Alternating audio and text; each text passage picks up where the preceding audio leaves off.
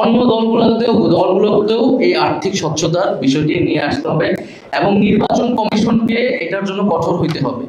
বাংলাদেশের রাজনৈতিক সংস্কৃতির যে পেশি শক্তির ব্যবহার, যে চাঁদাবাজি, টেন্ডারবাজি, এই সব কিছুই কিন্তু মূল জায়গাটা হচ্ছে অর্থ। কারণ নির্বাচনের সময়ে কিন্তু অর্থ এবং পেশি শক্তির একটা অপব্যবহার আমরা দেখি।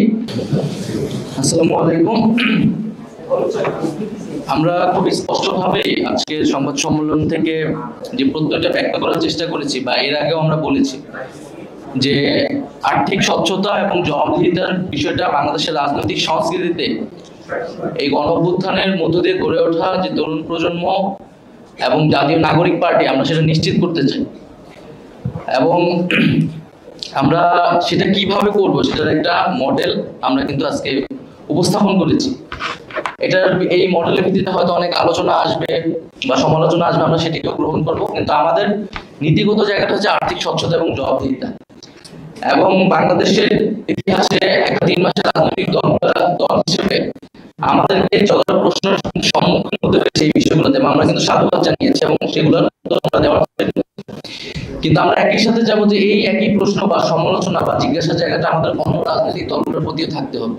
কারণ আমরা যদি রাজনৈতিক সংস্কৃতির পরিবর্তন করতে চাই সামগ্রিকভাবে, এটা কোনো একক দলের পক্ষে কিন্তু সম্ভব না।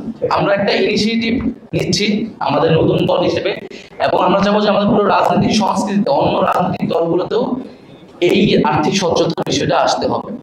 যদি সকলেই আমরা সেই প্র্যাকটিসটা নিয়ে আসতে পারি তাহলে বাংলাদেশের রাজনৈতিক সংস্কৃতিতে একটা গুণগত পরিবর্তন হবে। কারণ বাংলাদেশের রাজনৈতিক সংস্কৃতির যে পেশি শক্তির ব্যবহার, যে চাঁদাবাজি, টেন্ডারবাজি, এই সব কিছুই কিন্তু মূল জায়গাটা হচ্ছে অর্থ। তো আমরা আমাদের জায়গা থেকে সততা এবং স্বচ্ছতা জবাবদিহিতা নিয়ে এগিয়ে যাচ্ছি।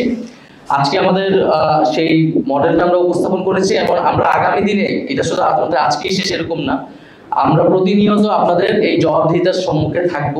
আমাদের কর্মসূচি এবং যারা আমাদেরকে টাকা দিচ্ছে, যেহেতু জনগণ আমাদেরকে টাকা দিচ্ছে, এই টাকাটা আসলে কোন খাতে ব্যয় হলো, কিভাবে ব্যয় হলো, সেটাও জনগণের জানার অধিকার রয়েছে।